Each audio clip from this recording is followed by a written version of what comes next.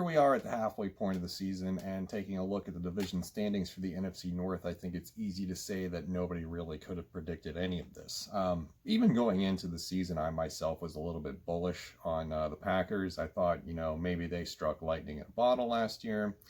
The draft was kind of a red flag. You don't draft a backup quarterback in the first round if you don't have high expectations for the season. Then they take a running back, then they take a tight end that they want to convert into a fullback with the Kyle Juszczyk role, if you will. So I don't know. It's awkward looking back on the predictions now, because I had the Vikings at 10-6 finishing first, the Packers at 9-7, I think, and then it was followed by the Bears and the Lions. But things have taken a quick turn early in the season, and now we are faced with what's on the board here. So as far as the standings go, I think that we're going to see a shift in the next 8 weeks, or the rest of the season, if you will, the next 8 games. And there's a couple teams on here that haven't had a bye week yet. I think the Bears and the Lions are still haven't had the bye week, but I forget which one. I know the Bears haven't. The Lions may have it. Yeah, the Lions did have the bye week. I forgot. So everybody's had a bye week except the Bears.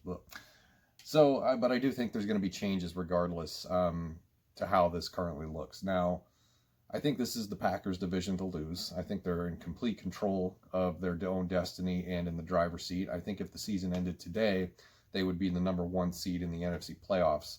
And the Bears would be what would they be? The 5th seed, I think. So at 5-1 with a 2-0 home record, 3-1 on the road, a plus 38 point differential, Packers have established dominance. And yes, they did lose a game a couple of weeks ago against Tampa Bay, but then they came storming back this previous week against Houston, and that's what good teams do. They get kicked around, and then they bounce back, and then they show you what they're made of. So the other thing is that they're finally going to be getting healthy soon with Devontae Adams. Aaron Jones did miss a game, but Jamal Williams filled in nicely. And I think this is going to be one of those situations where, it's going to be a strong second half for Green Bay, because they realize what's on the line, and that is they put themselves in a position to get that first overall seed. It's going to be a tight window race between them, Tampa Bay, and Seattle, I think. So they have to keep their foot on the gas pedal. The next 4 games for the Packers, Vikings come to Lambeau Field, and then they play the 49ers, Jaguars, Colts.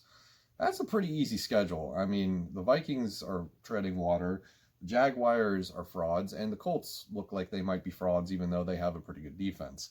The 49ers are sort of hard to judge right now, given the fact that they've had a significant amount of injuries to them compared to almost anyone else. And, the Jimmy Garoppolo quarterback situation hasn't really solved itself yet. They're also going to be without Deebo Samuel and Jeff Wilson for a while. So they might not be at full strength as much as they can be when it's time for the Green Bay game. So I think just looking at that schedule, I would pencil in 3 wins right there at least. So you're probably looking at 8-2, maybe by the time we get to the next quarter mark of the schedule. Chicago's in trouble. They're a different story. They backed themselves into a couple of wins early this season, and their 5-2 record I don't think is really indicative of how talented this roster is not, and what they're going to be facing coming up. So they're 5-2, second place right now, 2-1 at home, 3-1 away, -2 point differential. So they've played every game pretty close, except for the last game Sunday night with the 24-10 loss to the Rams.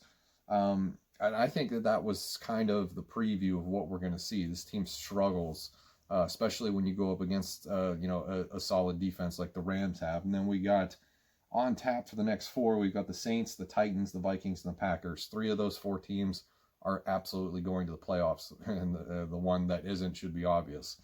So, I mean, you could probably give the Vikings, a win for that game against the Bears, or you could give the Bears a win. Either way pretty easily. I think that's the only 50-50 toss-up.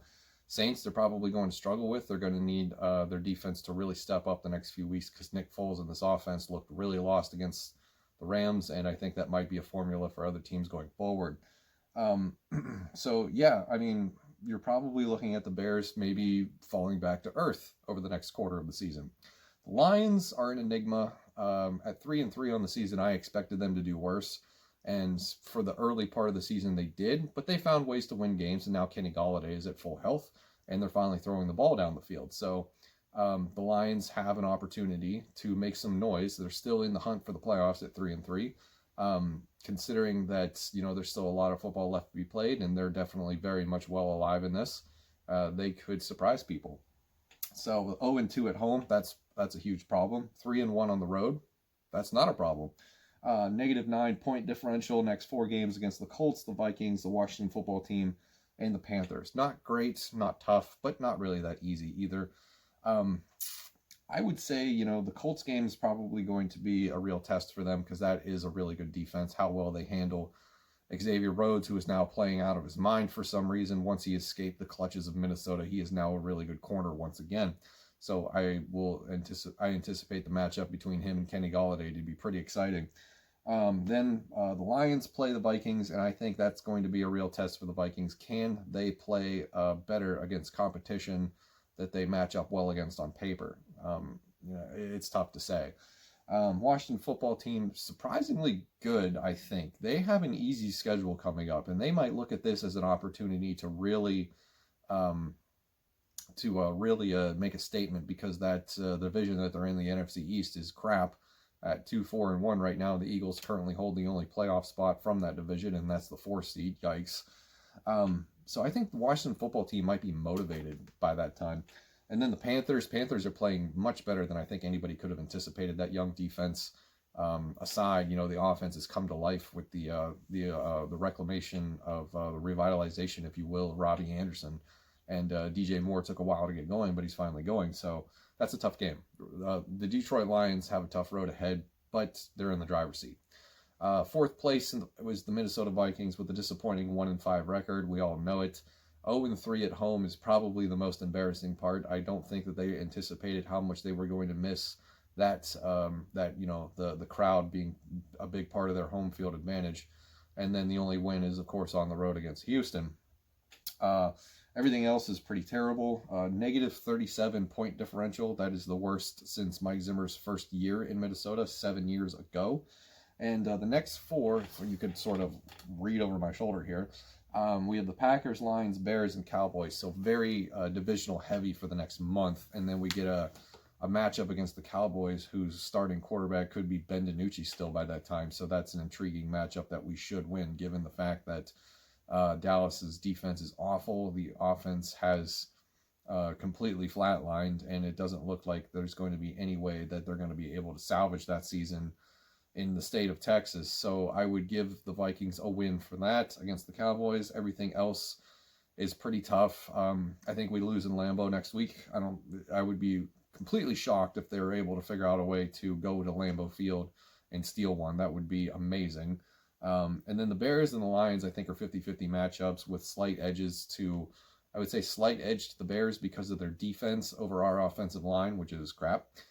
Yes, Pat Elflein is returning. That's good news, but he wasn't that very good to begin with, so it's not really an upgrade.